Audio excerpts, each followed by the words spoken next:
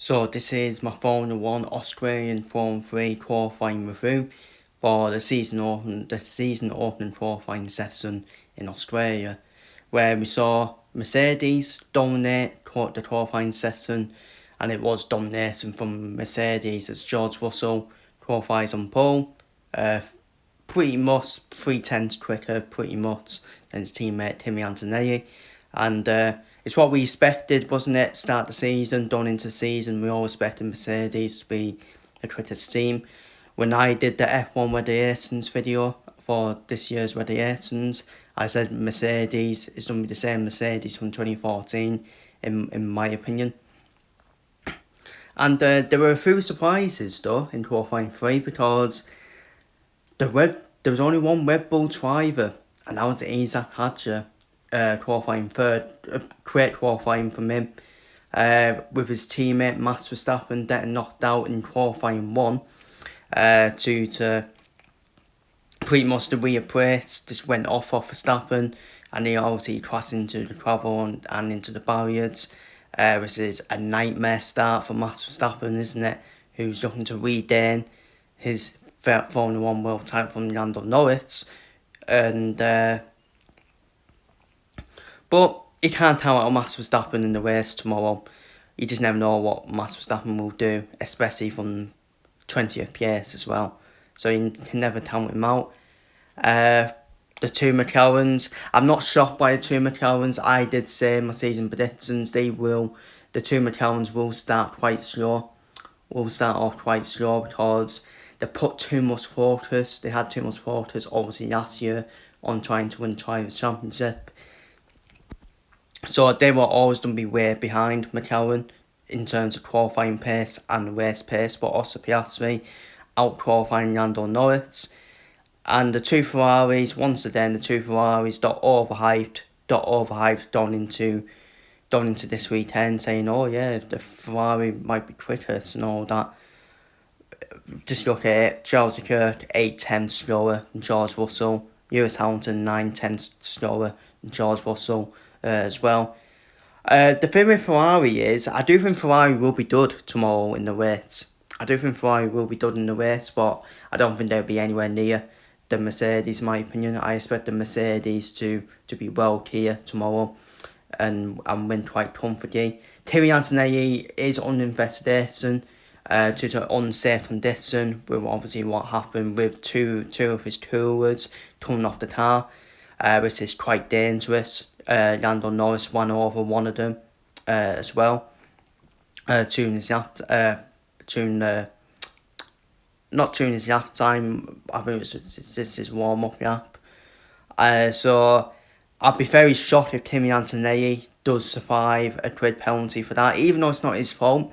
To be fair, I do think a fine is a fair punishment, because it is the team's fault for me on why the tour parts came off the car, in my opinion.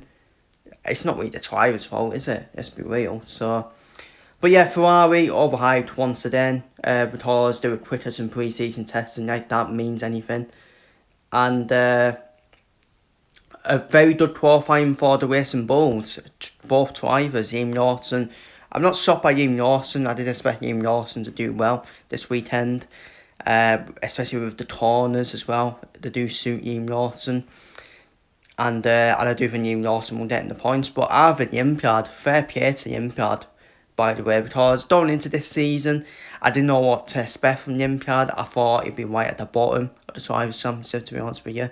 I thought he was quite fortunate to get the seat as well, but at the same time, he is part of the Red Bull Academy as well. So maybe it wasn't a surprise, but Yimpiad did well. A dream start to his F1 career. Very good qualifying session, then to qualifying 3 as well, and he'd be hoping to get in the points as well tomorrow, and took everyone by surprise, didn't he? Davide Bortoleto didn't set a lap time in qualifying 3, because after qualifying 2, he pretty much couldn't go back out for qualifying 3, but still a decent qualifying session for Bortoleto. In qualifying 2, knocked out in qualifying 2, we had Hulkenberg, Berman, Ocon, Dazi Albon and Toro Pinto. Not a surprise really in terms of those that exit qualifying 2. And obviously in qualifying 3, the massive surprise was Max Verstappen, wasn't it? Crossing into the barriers, no fault of his own. It's just one of them things that happens, doesn't it? And but you can't count out Max Verstappen tomorrow. You can't, to be honest with you. Carlos Sainz didn't set at that time. Lance Stroll, obviously the 2 Aston Martin drivers, they were expected to be knocked down qualifying 1. Obviously done into this weekend. A lot of talk about Aston Martin can't finish the race, so because of the obviously the pace of the power engine and the unit as well. So Aston Martin are not going to really finish the race tomorrow, so it's all about how much mileage they can get before they do have to DNF. And obviously the 2 Cadillac drivers, and once again it can't really judge Cadillac because they were expected to be quite slow. The new team coming into F1, especially with the new regulations as well. Perez in 18 and Bottas in 19, but still good to see both of them back in Formula 1 as well. So, but yeah, a qualifying session that was dominated by Mercedes. I think it's going to be like that for the rest of the season as well. I do think it could be like the 2014 hybrid era. People are complaining about it already. These are the same people that were complaining about McLaren having a dominant car last year. So, and these are the same people that were complaining about Red Bull being dominant as well. It happens at the end of the day. It does happen. So, but yeah, Mercedes dominating. Isaac Hadjar, fantastic qualifying for him as well. A bit of rough with his teammate going out in qualifying 1 as well.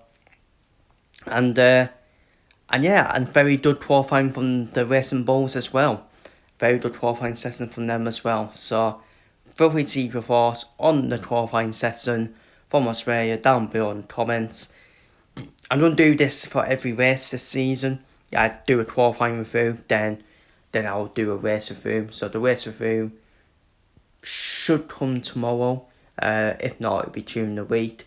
So yeah, feel free to leave your thoughts on qualifying down below in the comments. And I'll see you all for the race review tomorrow. Who do you think will win the race? Will Mercedes dominate the race tomorrow? Let's find out.